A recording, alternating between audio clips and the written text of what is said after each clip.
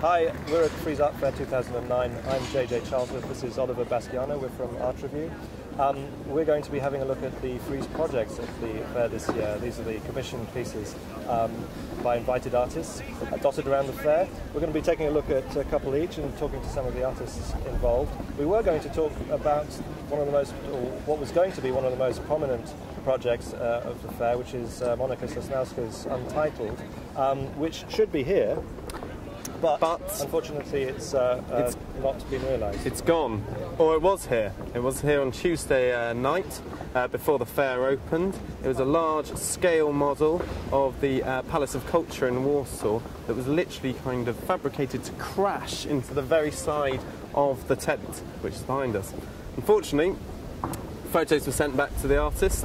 She wasn't happy with how it was realised, so it was taken away, and now we're left just with this big white, empty void.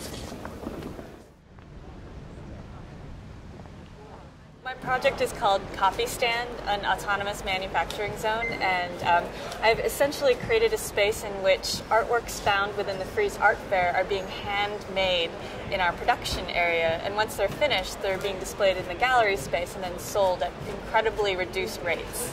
So can any artworks be copied within the fair? Definitely, we're doing all types of media, everything from sculpture to painting to drawings or photography-based artworks. So yes, there's definitely a big selection. What do you think kind of happens kind of conceptually to the copies when they leave the fair? They leave this stand and this kind of live artwork, and they go out into the world and have their own kind of lives. What happens conceptually there, do you think, in the wider world? Well, I think what's interesting is that the person who chooses to buy a copy, they knowingly buy the copy. So there's this, I think they wind up having an interesting relationship with it. We've had actually a couple artworks purchased by very wealthy collectors who see the irony in the situation. And so that's kind of, for me, that's a very funny and interesting thing, that they knowingly are buying, the cheap knockoff of something that they could actually afford for themselves. But then again, I also think we're not replacing the original at all. We're, kind of creating a distributed added value system. Kim Coleman, you're at the Frieze Project with the project Players, which you produced in collaboration with Jenny Hogarth. Well, this is a project we've been working on for the last 6 months. It's basically a digital camera obscura. We've got a number of CCTV cameras around there. We're filming actions, performances. Sometimes we're not filming performances that are happening around the fair, and we're feeding them live into our booth. We're mixing them with pre-recorded footage. So we have actors, like those guys, and we're also filming people who're doing things that maybe might look like they're acting, they might not look like they're acting. This year, the number of projects which somehow want to reflect on, or for want of a terrible word, be reflexive about the conditions of being in an art fair seem to be quite numerous. I mean, almost all the projects. This work's also about being around and being in any environment. We made a film a couple of years ago, which is people at the London College of Fashion looking at magazines and London College of Fashion, and that was another environment. And this is another environment. So yes, it's about Frieze, but it's about how we select images and how we behave and how we perform. British artist Gander has produced a project called We Are Constant, in which members of the public are invited to have their portrait taken in front of a work of their choice within the fair. As you can see, people walking past this row of portraits, one of the things that you start to get from looking up and down is noticing who is and who isn't someone who's recognisable. So we're going to try and talk to Ryan in a moment and ask him how he thinks it's gone so far. The portrait form that you're using here has traditionally been associated with people of status maybe, or looking at ordinary people in a way which elevates them to a certain status. But here it's quite strange, because you're faced with the business of recognising people who you think are important and ignoring the people you don't. Was that one of the intentions of for this project? Not at all. Oh, okay. But I could see why you might draw that conclusion. I think The thing is that the pictures that you're looking at the moment, the first 50 are the first 2 days, 2.5 days of the art fair. And the art fair has a certain demographic where the type of spectators changes over time. So you're looking at a lot of this end of this sort of history of the art fair. You're seeing people who've been installing, or the technical team, and gallerists in their tracksuits the day before installation.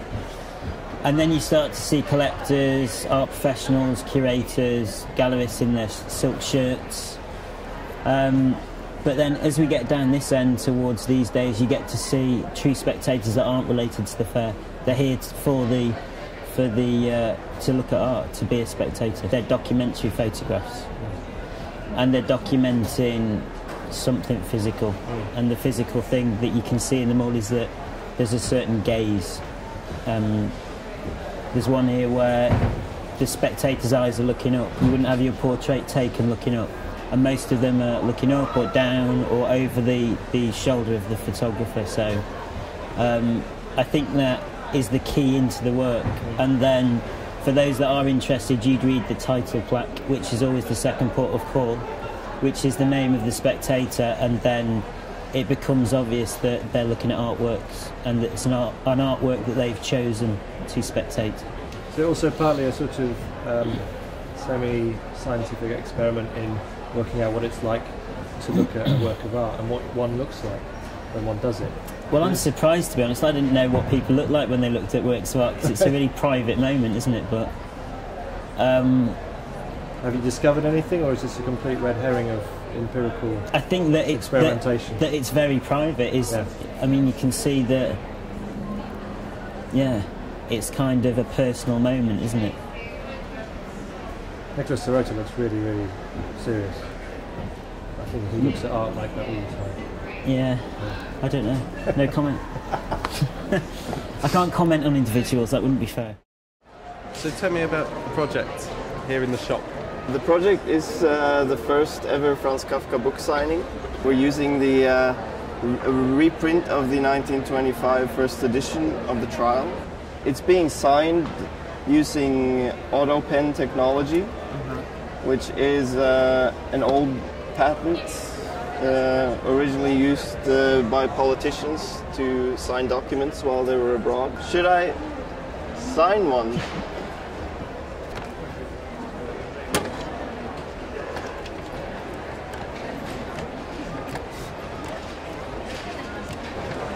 There's several ways of looking at this project, because having it signed by the author using this machine, it becomes an artist edition, but at the same time it's still a great novel. So whether you appreciate it as a work of art or just a book, I think you get good value for your money. Thank you very much.